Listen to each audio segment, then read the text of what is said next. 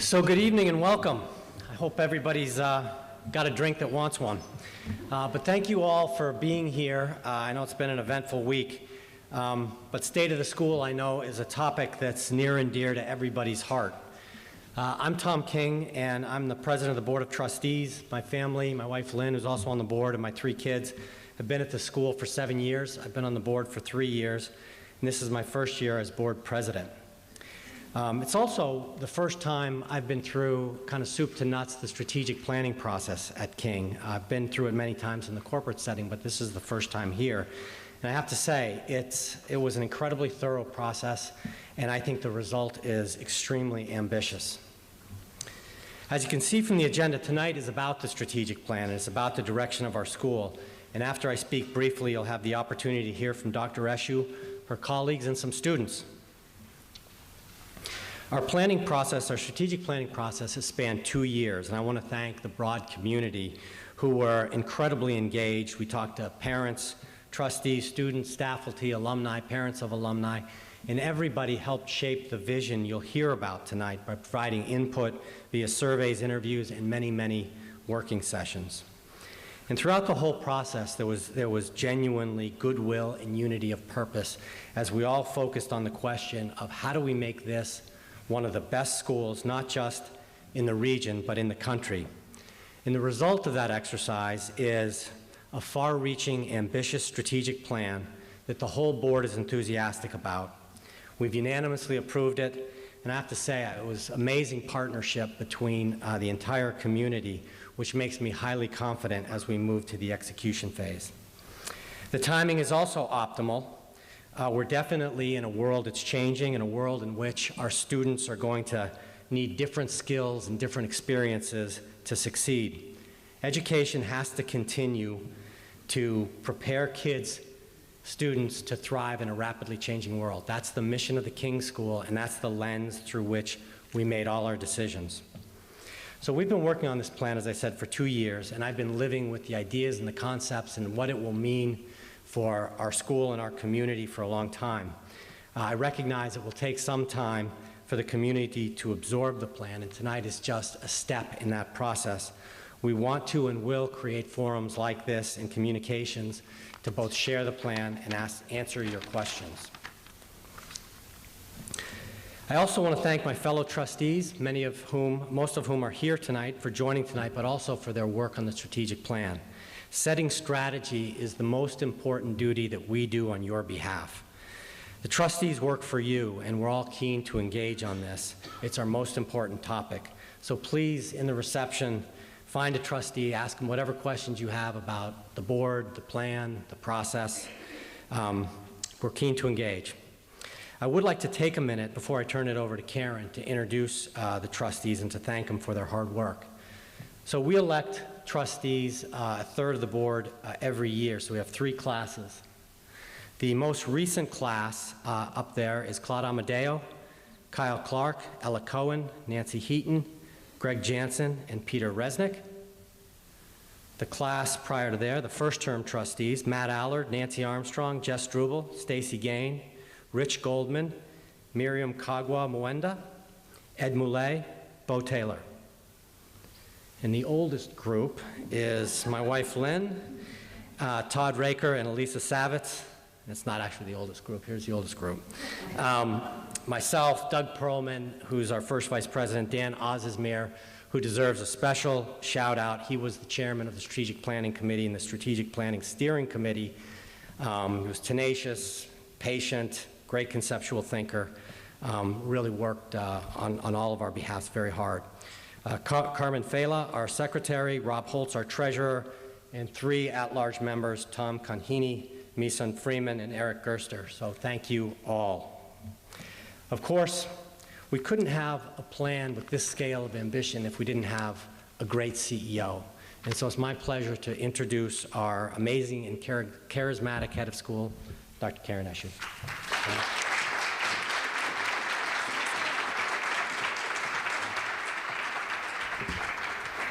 All right, good evening, everybody. I hope that you, oh, that's right, you responded, that was great. Let's try it again. Good evening, everybody. See, everybody knows this now. This is great. So welcome to State of the School Part 2. I am really, really excited to share with you really what is, I think, the core and the essence of our strategic plan tonight. Now, just to add to what Tom said, really, since I've been at the school now, I have heard from so many people about what you value in the school, what you know that we do well, where you know and hope that we're going to grow. And so as I start to describe to you what's in this plan, I really do hope that you hear your own voices being spoken to you through the plan. Because really, this has been a community effort. There were smaller groups of us, of course, that kind of worked together and hammered it out. And this really is a plan for all of us, because all of us are here because we are deeply committed to the mission, and because we know this is a school that can do things for students that other schools both cannot do and will not do. And that's one of the reasons why I'm so proud to be here. So I also want to add my thanks to all of the members of the Board of Trustees and all of my colleagues on the leadership team and the steering committee, because we did put a lot of work into this. It took a little longer, actually, than I thought that it would, but that's because we really took seriously our job in looking ahead, not just to 2025, which is when the strategic plan ends, but really looking ahead to 2030, 2050, because our job is to make sure that our school is here for the long term. And so I'm going to start tonight by describing to you the strategic vision that we have articulated and that is manifest in our strategic plan. So this vision is really the foundation for all that you're going to hear us describe tonight. So it starts like this. First and foremost, at King School, we affirm our commitment to the student experience as our top priority. Now, that in and of itself is a bold vision. And to achieve that bold vision, we strive to be the country's premier pre-K-12 research-driven institution in which students embrace open minds and courageous thinking. That is our vision for our school, both now and in the future. Now let's take a minute to unpack that so I can explain a little bit more about what these things mean. And I'm going to start by talking a little bit about student experience, and specifically the way that that actually works through student engagement. Now, one of the reasons why I was drawn to this school from the beginning is because this is a school that actually takes childhood and adolescence seriously. And every teacher here and every staff member here is committed to ensuring that the experience that students have as they're learning through our programs is excellent and optimal. Really, every single day, this is our goal. And the reason why this actually differentiates us from other schools is this. All schools are certainly interested in educating students, and educating students as well as they possibly can. But not every school really cares that much about how the students experience it. They're interested in other kinds of outcomes. But what we know here is that the journey is just as important as the destination. And so as we launch this new strategic plan, again, we are affirming that commitment to the way that students engage with their learning. We think that's the best. Here's why. It's one thing to be able to memorize a bunch of stuff. I actually don't think that's very valuable, especially these days. Just knowing a bunch of stuff doesn't really do much for you in our rapidly changing world. And at the same time, what we know about students is that when they are not just allowed, but encouraged to start curious and to stay curious, that actually makes them better learners. So, it's easy for us to look at the pre-K, for example, and expect that they're going to be curious. They were born that way, right? And because they're only 3 and 4 years old, they're still pretty close to that. So that's easy to see. And what I love about this school is that we actually expect 6th graders to still be curious. We expect 12th graders to be curious, even if they've already gotten into college. And the reason why is because when we leverage students' curiosity and we pay attention to their interests and help them to leverage that, that keeps them coming back for more. They actually go more deeply that way. They have different relationships with their teachers, and the teacher-student relationship is core to students' ability to be successful in school. So it's the experience that is marked by really deep engagement with students doing their learning that really makes this different. And again, that's a stake that this school put in the ground a long time ago, and we're doubling down on it in this strategic plan. Next, I'm going to talk to you a little bit about research. And you've heard me from this microphone now talk with you about research before. And I just want to make sure that I'm clear that when I say the word research, I'm not talking about the research that, as I look around the room at our kind of collective ages, that we probably did when we were in school. There's no Encyclopedia Britannica that you take off the shelf and you open it and it crackles because nobody uses it and it smells funny and you get the one thing and then you just put it back on the shelf. And it's not even the modern version of that. It's not just asking the Google for something that you want to know. Anybody can do that. What our students need, and everything about this strategic plan is about what students need and our courage in actually stepping forth and giving that to them. What our students need to learn how to do is how to research well so that, first of all, they can take the information that we all know has proliferated and start to be discerning about it. As long as our students start to understand how to tell high-quality information from poor-quality information, God knows there's a ton of both out there, as our students start to learn how to make meaning from the information that they're able to access, that's when they start to become smarter. On top of that, as students are doing this, they're doing this actually for a particular purpose, and this is why research is so important. One of the most important things that we teach students here at all grade levels, age appropriately, is how to ask the right questions. The process of inquiry is something that is probably one of the most important skills that our students can learn. And one of the reasons why is because it's a very human tendency, I would say, to rush and try to solve problems that you haven't even really identified yet, right? I mean, I went into administration because I like to fix things, I like to make things happen. But stopping and understanding what the problem is that needs to be solved is crucial to solving it well. So the process of inquiry is a really important part of the research process. Understanding that this is also always going to be about problem solving, right? Teaching our students problem solving across the disciplines. This is not just something that happens in a science lab. This is not just something that happens in a math classroom. This also happens in an English room. This actually happens out on the field sometimes, figuring out how to solve problems. You need to have done your research well. You need to have the right questions to ask in order to be able to solve the problems well.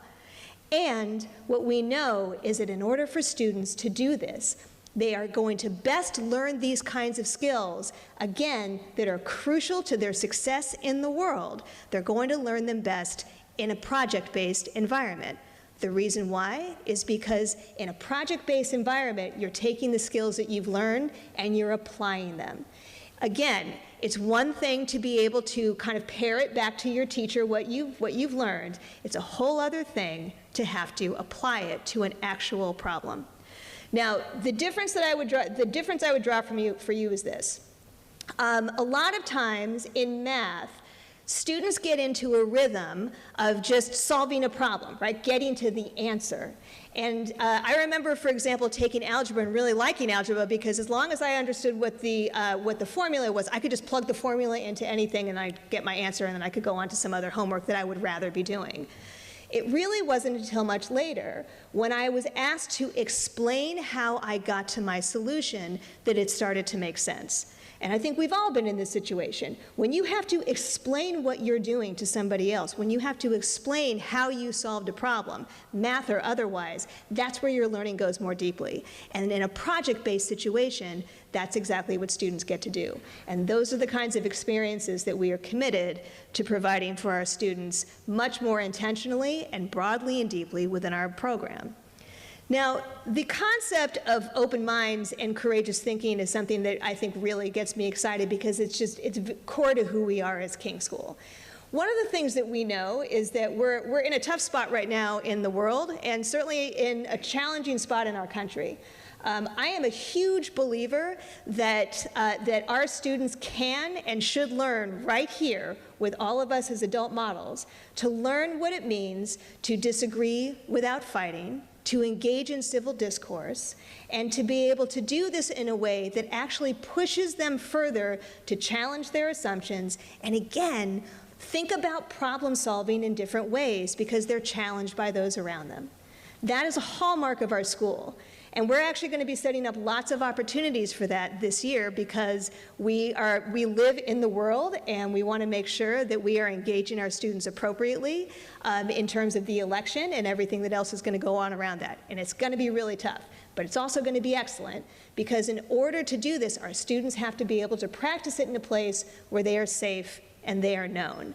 And it's courageous because when students actually have the skills to be able to communicate with one another that way, it actually puts them in a position to know that they can pretty much do anything. And what I really want is for students from this school to be the ones that people always point to and say, those are the kids who graduate here knowing that they can do this and that they can actually go out and make the world a better place. I don't think that's pie in the sky. I think it's actually happening, and I think we can do it even more when all of us get together and ensure that we allow them this space for really good debate that's based on what they are learning in their classrooms, evidence, research, and actually the capacity to apply that to not just to their work, but to their daily lives. We think that's very important. So the strategic vision itself then really kind of comes together in the academic excellence initiative that is again, the core and the essence of the strategic plan. Now, tonight, that is really going to be our focus, and what we're going to share with you are some examples of the ways that these philosophies are already manifest here in the school, but also how they're inspiring some new ideas for programs that we are going to continue to develop along the way. Now, the way that this plan has been constructed is that we have 9 initiatives altogether. And again, academic excellence is the first. The other 8 initiatives really are designed to support and enhance academic excellence. The reason why is because we are a school and academic excellence is what we do here. So everything else that we have as part of this plan is designed to help us as we claim this imperative of academic excellence, to weave through other elements that are going to allow us to go as far as we possibly can academically. So for example, we have initiatives in athletics and community partnerships that will enhance academic excellence. We have an initiative in wellness that will sustain it. We have an initiative in strategic enrollment management that will support it. We have an initiative in inclusion that will humanize it. We have initiatives in financial sustainability and facilities development that will fulfill it. And finally, we have an initiative in institutional identity that will help us to share our pride in both what we do and who we are. And so as we think about what all of these things mean, how this all comes together, you think about it like this. The approaches I'm describing this to you is going to continue to help us really grow and produce students who are engaged, and definitely students who are healthier and have a greater sense of purpose, and therefore perform better than their peers. That part is key.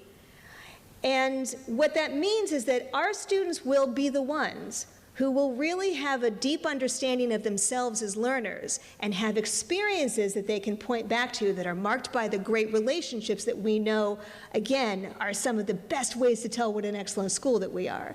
All those experiences to point back to that will carry them forward when they graduate from King in ways that will make them dynamic, make them fascinating, and definitely make them prepared for the world that they're going to enter. Now, what we're thinking about with this too is that when we think about academic excellence, we all know about the traditional markers. There are the great grades, there are test scores, all of those things that we've come to expect. And of course, those all lead to the outcomes of great college choices as well. And happily, if you haven't taken a look at our college list yet, we know that all of that is working. And so what we're thinking a lot about is, in terms of academic excellence, how we kick this up to the next level. You're going to be hearing about some of this tonight. Again, it's going to go back to the vision that I've described to you. True academic excellence is marked by an excellent experience in learning.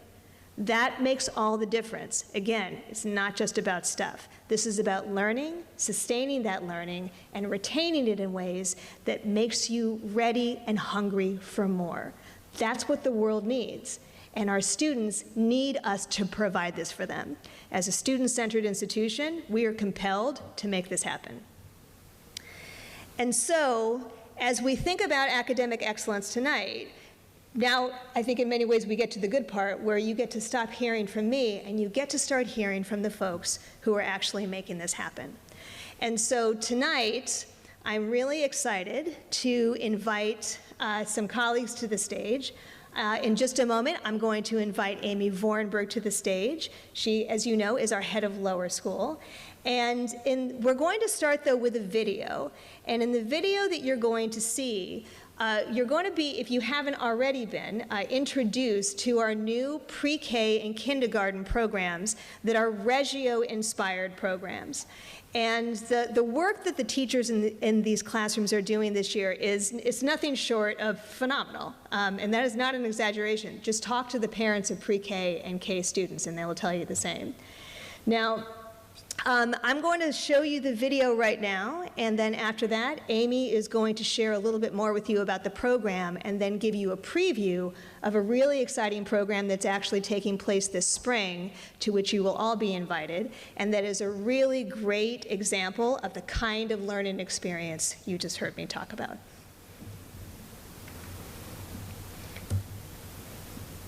Oh, sorry. Let's try that one more time. There we go. A 3-year-old comes into the classroom brand new. Many of them have never been in school before. Some of them that have, they're just learning language. They're just acquiring the ability to ask questions and to engage and to make meaning of the world around them. The children really, really, really get to develop a sense of self, build themselves within a community, and explore new and interesting topics. There are wonderful resources here for children to build, to make, to create. Everything is done with a sense of purpose and intention. Every material in the classroom, every material in the makerspace, in the gym, in the art room is geared with the children's interest and is built to incite imagination, creativity, exploration, and to give children critical thinking and problem-solving skills that they need for later life. I couldn't be more pleased with how this program at King, a Reggio approach to education, respects and honors childhood. It gives the children and the teachers and the parents a real opportunity to work together as a team to educate the children in the most appropriate ways possible for each child and for each family, and that's really special. Play is the work of young children, and when they get to play, they are not only learning and developing their social emotional intelligence and an ability to communicate, to negotiate, to problem solve, they're also learning letters, numbers, math skills. They're learning how to make patterns and how to conceptualize and sequence. But it's all done at their level. The classroom is something that they've built and that they are engaging in every day. Our curriculums come from their questions and their inquiry. And as they present an interest in a topic, in a subject, we surround ourselves with it. And as they get to kindergarten and first grade and on to middle school and high school and beyond, they are problem solvers. They are community members. They are, good citizens, and they are explorers. And they start that journey here in pre-K, and they just build upon it year after year until by the time they graduate, they're ready to take on the world. Ready to take on the world. As our youngest learners have embraced exciting opportunities for exploration and discovery through our Reggio-inspired approach, we are building a strong foundation of skills for everything that lies ahead. We empower readers, writers, and mathematical thinkers. The bold vision of the strategic plan calls us to expand upon our foundation of academic excellence, so students master skills in these areas of study while also gaining skills to analyze and solve complex challenges.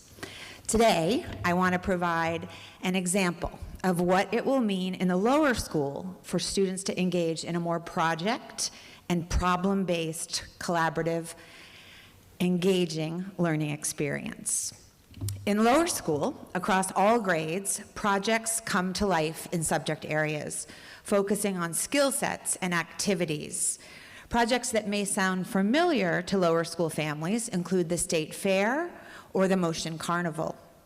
And in just a month, we will add a global studies project that will offer additional open-ended learning opportunities to develop expertise about places in the world. For 8 days in early March, the entire lower school will dive into an in-depth, integrated study of Central and South American countries. This global studies work will culminate in the opening of our lower school Global Studies Museum, open for one night and one night only on March 12th, which is a Thursday. Mark your calendars. What does it mean to learn through a project like Global Studies? It means creating curriculum based on topics that are broad and varied within an overarching theme. Every student in the lower school will pose their own research questions. They will gather data, and they will work to interpret that data to share information with others as they build a museum that highlights the importance of learning about other people and cultures. With deeper knowledge and respect for life experience of others, in this case, others in Central and South America, our students begin to develop an inclusive understanding of the world. And that prepares children to thrive in a rapidly changing, connected world. As we embark on our global studies work, I am really positive that all lower school parents are going to watch your children's enthusiasm and capabilities grow as they tackle independent projects and demonstrate ownership of learning in powerful ways.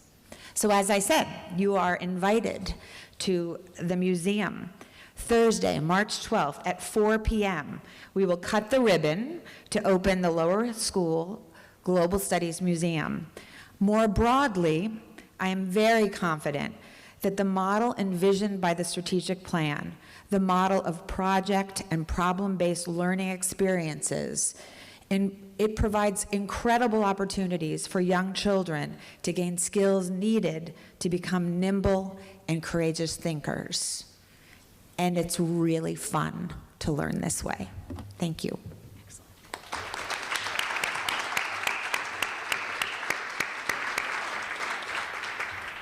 So I think one of the things I love about the idea of this global studies research project that all of the lower school students are going to share together is that I think it bucks the notion that research is something that happens only in these kind of lofty areas of higher education. Actually, it couldn't be more appropriate for our youngest students to be learning this way. And if you imagine that this is how you begin to learn and continue to learn the entire time you're here at King. Imagine how powerful that is. And so with that, I'd like to now invite my colleague, Dr. Josh Deitch, who is the head of middle school, along with two of our middle school students, Max Wachter and Zach Liu, and they are going to be sharing about a student-led research project in their 8th grade. Thank you, Dr. Eshoo. Now, we're going to focus on the middle school. Middle school is a time to explore who we are as people and learners. One of the ways we do this is to provide the students with more choice, more research-informed experiences, and more opportunities to recognize that their voices matter. One project in English has been very focused on helping students understand their interests and to develop their thoughts into opportunities for deeper learning and investigation. Joining me tonight are two 8th grade students, Max Wachter, our 8th grade co-president, and Zach Liu. You guys doing okay? Yeah. All right, so we're gonna have a conversation about the project you're doing in English right now. Sound good? Yes. You ready? Yeah. All right, so Max and Zach, can you tell me a little bit about the project you've been doing and how it might be a little different than what you've come to expect in your classrooms? Well, in 8th grade, English students were given 10 books to choose from. In January, students read the book of their choice. Throughout February and March, students research, write an essay, and create a presentation about a topic related to their book. For example, if I were reading Harry Potter, I could research the well-being of orphans in the tri-state area. Yeah, I definitely agree. It's been very different planning everything out ourselves and making our own project as opposed to being given one. Because there are so many options, it makes the class much more engaging. I agree with Zach, and I feel a much greater connection with my book because I chose it instead of the teacher choosing it for me. While I've worked on this project, I've really enjoyed being able to set my own schedule and read a book of my choice. That means I can read as much or as little as I want to every night. Yeah, you can set your own speed. That sounds really good. So what we're talking about is that you both have the ability to choose what you read and to think about the connections that you can draw from the book rather than your teacher telling you what to look for. Yeah. Great. So what have you been doing in class if all of you are reading different books? Well, part of the project is the class is divided into groups of 4, and at the beginning of every class, you meet with your group and we set individual tasks so that we have something to work on. A task could be talking with your group, annotating, and a meeting with Ms. Hoos. We also look for commonalities between our current books and the 2 other books that we have read this year, which are To Kill a Mockingbird and Persepolis. That sounds really interesting. So do you mind telling us what you're going to do next? Well, I was trying to find the connection between the main problem in To Kill a Mockingbird and my book, and I realized with Ms. Hoos's help that both protagonists have to deal with negative stereotypes. In both books, the main character has to deal with stigmas about who they are. Both characters hide parts of themselves to prevent themselves from being stigmatized. I think that I want to research stigma, but I'm not sure yet what aspect of it I want to focus on. The point is that I have the choice to explore any topic related to my book. Yeah, for me personally, I've been reading a book called Boot Camp, and one of the more significant parts is solitary confinement and the effect it has on the main character. So for the research element of my project, I've decided I'm going to research solitary confinement and the effects of it. So it sounds like you're exploring things that are resonating with you as you've read these different books. Yeah. Great. So if you have a final thought on this project, what would you like to share with this audience out here? Well, as I said before, throughout this experience, it's been really great planning my own schedule because it's taught me to be more self-sufficient and to plan ahead. I agree with Zach, and indubitably, this is a better way for students to learn. They are much more engaged in their work due to the fact that they must create their own question related to their book that they are interested in. I think this teaches kids how to think instead of what to think, and it's helping me to be more independent with just the right of help from my teacher. So first, Zach and Max really wanted to work the word indubitably into this. So great job. Thank you. And now, thank you, Max and Zach, for sharing your experiences in English. It's a wonderful example of the ways we can blend our existing commitment to students, building essential skills with our growing focus on their developing mastery in research, inquiry, and problem solving. As you all just heard, as the strategic plan calls us to be intentional in our focus on the student experience, we can expect that our classroom environments will change, we think, for the better. At King, national research informs our own decisions regarding teaching and learning. Such research shows that as students go through their time in school, their sense of curiosity, creativity, and motivation decrease. I'm so excited to be at King because the expert teachers here appreciate that the middle years are those touchstone years where children either see themselves as successful in school or see it only as something to get through. Guided by this new strategic plan, we will be intentionally crafting an approach to teaching and learning so students will actively engage in a healthy and balanced way. As you just heard, middle school students will dive into open-ended challenges in English. They will also learn to ask the right questions, to tackle complex problems in math, seek out new ways to understand the world in history and science, and communicate their experiences in world language and performing arts and visual arts and digitally, and so on, and so on. All while learning how to balance their interests, priorities, and health and wellness.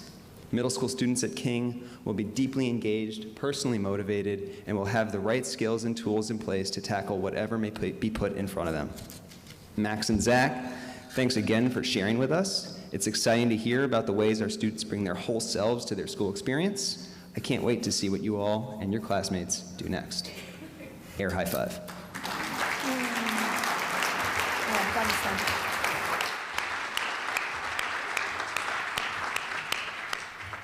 So I just want to say that at the most recent rehearsal that I attended with those two guys, indubitably was not in the script at that point, so I'm impressed, very impressed. And I think one of the things I just want to point out also, you heard the boys talking a lot about choice and how much they value that choice. And one of the things that we think is important is that is not just that students have choice, but they have the right kinds of choices. So for example, you wouldn't want to give kids 40 different books to choose from, or a random selection of books, right? This is where the teacher is so important. There's a term that I like to use a lot called shaping the path, where you give people just enough choice where they feel empowered, but not so much that it leads to paralysis. And that kind of dance that teachers are getting really, really good at doing is putting students in the position to learn best because they understand where they are developmentally, but also offer them the chance to really push themselves and learn something new and learn it in a new way. That's exactly what we're talking about. And so to that end, it makes me really excited now to introduce you to Dr. Victoria Schulman, who is the Director of Science Research in our upper school, and Wafa Normani, a junior in the upper school, and they are going to be highlighting the ways in which the upper school science program empowers students to become confident and creative problem solvers. And they will be followed by Marnie Sadlowsky, who is going to speak to you more about how this helps to strengthen research skills and help students develop really sophisticated understanding. So, Victoria, over to you. Thank you very much, Dr. Eshoo. In the book, In Search of Deeper Learning, authors Hal Mehta and Sarah Fine point out, and I quote, "In 1970, the top 3 skills employers asked for were reading, writing, and arithmetic. In 2015, they were complex problem solving, critical thinking, and creativity. Thus, the education that would have sufficed in 1970 will not prepare students for the workforce today. However, not much has changed in the standard high school curriculum since 1970." End quote. This reality requires schools to explore new ways to not only teach content, but to also teach skill building such that students are comfortable overcoming undefined challenges. For example, a company may ask an employee to build a program to increase sales or reach a demographic of potential clients. The employee isn't handed an action plan in these situations that will get the job done. The employee has been asked to create the solution. As such, assessments in schools can no longer be regurgitations of facts. Rather, they must encourage students to use the content as merely a conduit to learn and hone critical thinking and problem-solving skills. This is why the science department shifted to include more project-based learning nearly 4 years ago. Our goal was to let students pursue something they were genuinely curious about, while simultaneously weaving in the necessary skill building into all of our science courses. Now, students really engage with the scientific method of observing, questioning, even challenging what they've been told, and then hypothesizing, designing an experiment or a solution, testing it, analyzing their data, and reasoning through all of that information to come to sound, valid conclusions. With this approach, students are building transferable skills that will serve them well in any discipline. Exemplifying how the upper school science program impacts students, let me share 2 student reflections. The first, in an email from a recent graduate, "Thank you for advising me on my project with the Department of Transportation of Stanford. It helped me jumpstart my career. I now work for the city of Stanford, and I am learning so much about the field I want to pursue in college and professionally." And the second one from a current student. "At first, I was really overwhelmed. But after I thought about how to test my hypothesis, I realized it wasn't that hard. I would like to solve problems with this mindset in the future so that I can feel more confident and independent." As you can see, we help students develop the ability to navigate very complex challenges. This work, both now and going forward, will truly prepare students for a rapidly changing world. With that, let me introduce to you one such student. Through King's commitment to research-based learning opportunities, Wafa Nomani's confidence and ability to tackle difficult challenges has improved tremendously. She is now tackling one of the most aggressive cancers at one of the most prestigious institutions for medical research in the nation, Memorial Sloan Kettering Cancer Center in New York City. With that, please welcome Wafa Nomani.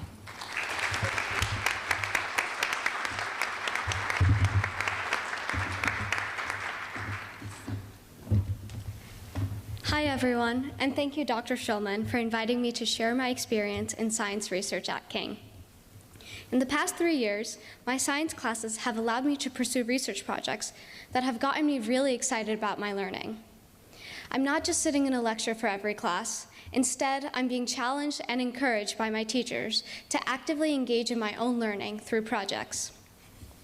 First, I learned a lot doing pre-planned lab activities. I enjoy these because instead of just accepting what I heard in a lecture, I can see it happen with my own eyes. This helps the information stick better as well. These activities have also taught me skills that I later applied to the science fair. In my 9th grade science fair, I merely dipped my toe in research, and although my project wasn't revolutionary, it helped me gain a much better understanding of the scientific method. Then in 10th grade, I felt more confident, and I proposed a more ambitious science fair project. My motive was to try to make a difference in this world and figure out something that hasn't been discovered before. With my interest in health and medicine, I wondered if my grandparents' medications for diabetes and cholesterol levels chemically interacted. Inspired, I sent a proposal to Dr. Schulman to test the synergistic effects of metformin and simvastatin on the TGF-beta signaling pathway in C. elegans. I initially thought that my proposal would not get approved because of time or lack of resources, or maybe because it wasn't testable. But to my amazement, Dr. Schulman graciously approved my proposal on the conditions that we could secure the drugs from a pharmaceutical research company. We did, and I moved forward with designing my experimental plans. This was definitely the moment when I realized that anything is possible. I don't have to limit myself or my imagination. I can do anything. However, throughout this process, I encountered flaws in my experimental design. Sometimes unexpected things happened, and I needed to troubleshoot on the spot. This was definitely an important and valuable skill I learned throughout experimentation, and it helped me finish my project. When I presented at the King Science Fair, I won second place from the outside judges, and I was invited to present at the Columbia University Undergraduate Science Research Symposium, among other students from prestigious institutions such as Columbia, Emory, NYU, Rutgers, and Yale.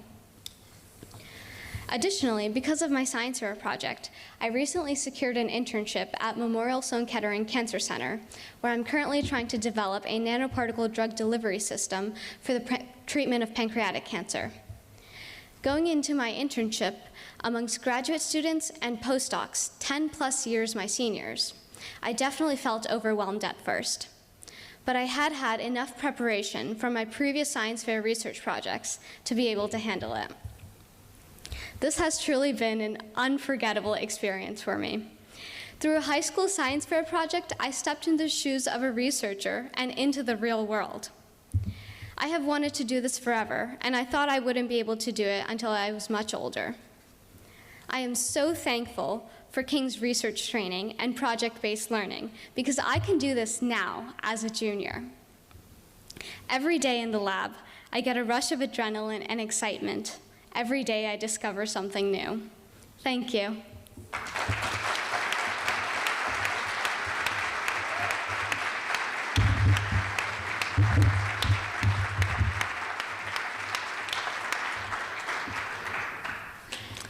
Thank you so much, Wafa, and thank you, Dr. Schulman. I want to call all of our attention to Wafa's phrase that she just uttered, rush of adrenaline and excitement. One of the advantages of engaging students in real-life project-based learning experiences is that they get to experience the rush of doing real work, work that feels important because it is important.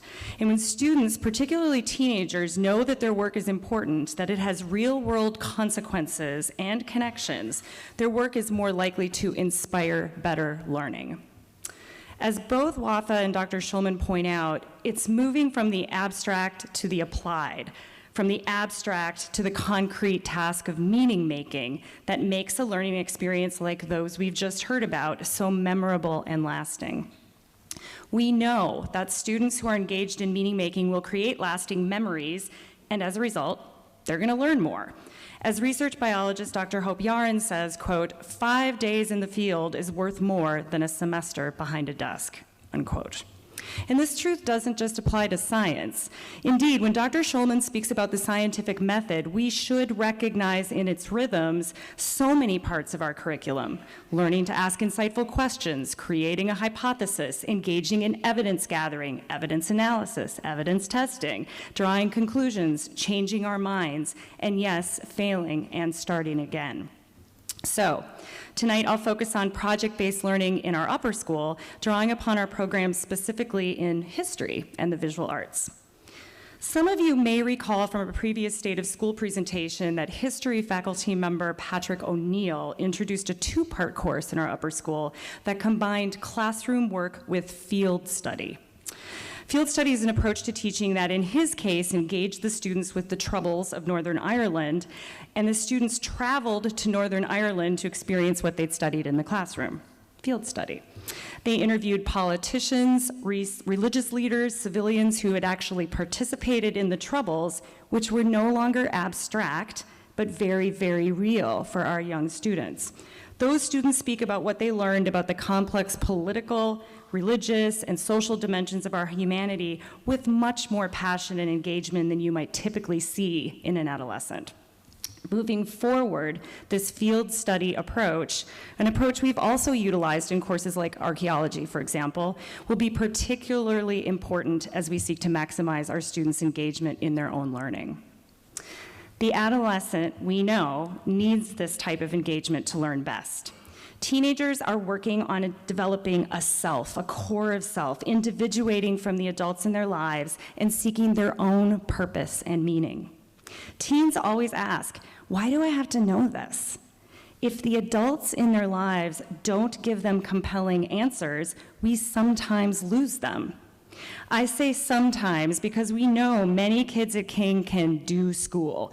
Teaching that focuses on those research skills of good questioning, testing hypotheses, learning to analyze evidence to really understand deep truths or solve challenging human problems makes students step out of the comfort of doing school and instead step, in the case I just described, into the world of doing history or doing art.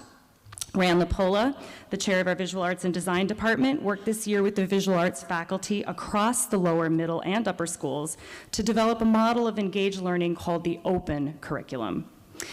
OPEN is shorthand for original, personal, expressive, and novel. And I'll give you a sense now of how the OPEN program is creating opportunities specifically for upper school students. Ms. Lapola is working with our students to build an open mentor program that will connect students with experts in the field in which they're interested in the arts. This teaching approach acknowledges that learning today must connect our students to community partnerships and to real practitioners beyond the classroom who can inspire our students with possibilities for future study.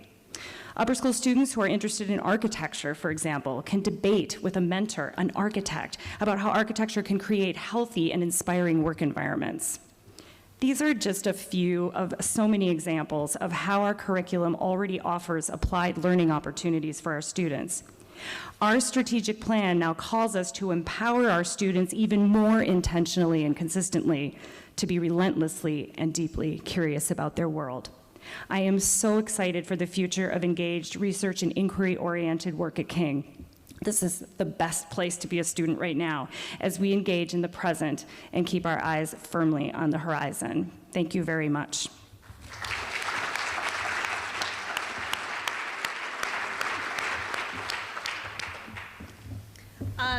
I'm guessing you probably are feeling a little bit like I am right now. I walked on the stage feeling like a reasonably intelligent woman. I'm questioning that a little bit right now. Wafa, you were amazing. I think that what I love so much about what you just heard from our upper school team here is, once again, the difference between, as Marnie was saying, doing school, where it's just doing the work that you have to do to get to the next stage and therefore kind of pushing a fast forward button, and instead learning how to think and work like a mathematician, learning how to think and work like a historian or a biologist. Take your pick. We can do that here. We have the right teachers who understand why this is important for students. And that's why, as we look ahead, we understand that all of these great kinds of programs that have been building in the past few years are really ready to go broad and go deep in this school. And so this is why this strategic plan is so exciting to me. This is not a small little incremental school improvement plan.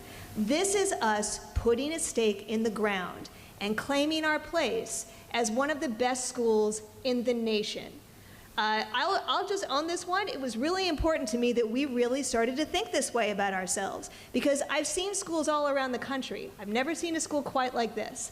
And I really do think that we have what it takes, and we will continue to build ourselves out in such a way that we will claim our place amongst the best schools in this country because of this approach, and because we as a school are bold enough and courageous enough to actually give students what they need.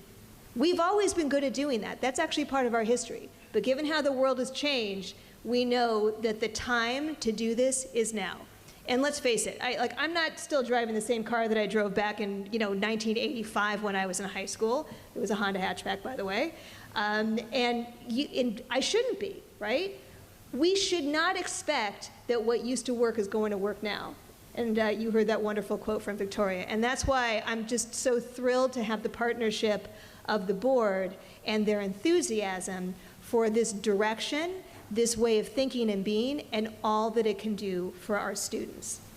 And so I do want to take a minute, and I'm not quite sure who's got the lights right now, but if we can maybe have the lights come up just a little bit. I do want to recognize the members of the Board of Trustees. There we go. Oh, yeah. There it is. The members of the Board of Trustees, and I am going to ask you to stand for just a minute. So for all the trustees, could you please stand for a minute, because first we want to recognize and thank you for your leadership.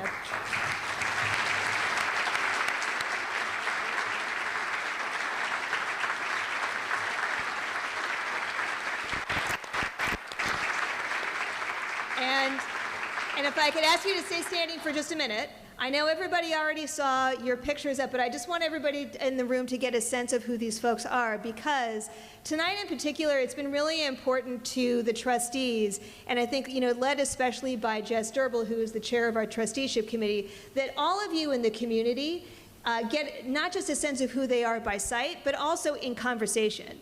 The trustees are here to talk to you about anything in this plan. They're all extremely well versed in it because we all crafted it together. And I know that a lot of people aren't really even sure sometimes what trustees do, and they would love to tell you about that too. So this is going to be a great opportunity tonight as we go out of the room together to celebrate the plan, to also know that all of them are really excited to talk to you about whatever you want to talk to them about. So trustees, you can sit down now, but thank you very much for that. I appreciate it. And so again, I'm grateful to all of you for coming out. I'm especially grateful, I think, to see so many of my colleagues here tonight. They got a preview of this before, so the idea that they're coming in for a second round, that is commitment. That's for sure. And again, as we look forward to the plan, we're going to be rolling this out, obviously. You're going to get to read more about it soon. We're going to keep coming back to you with lots of information and stories to tell you about how this continues to develop and how it's actually taking root here in the school. Again, you can already start to see some of it happening. So, for example, I'm sure that all the lower school parents are definitely going to be there for the Lower School Global Studies Museum Night. Obviously, you're going to be there. But I'll tell you what, I'll give you a special gold star if you do not have a child in the lower school and you come. That's actually part of the school that is your school. And if you're interested in what we're talking about here, that would be a great way for you to experience it. I think everybody should also make an effort to go to the science fair. That, again, is a great way to understand from students themselves how this kind of teaching and learning is impacting their lives. And we'll be in coffees, we'll do this at State of the School when we share more with you, but we could not be more excited about where we're going, and frankly, we're just chomping at the bit to do more. So happy to talk to you more tonight. Also, again, thank you so much for coming, everybody. Let's go have a drink. Take care.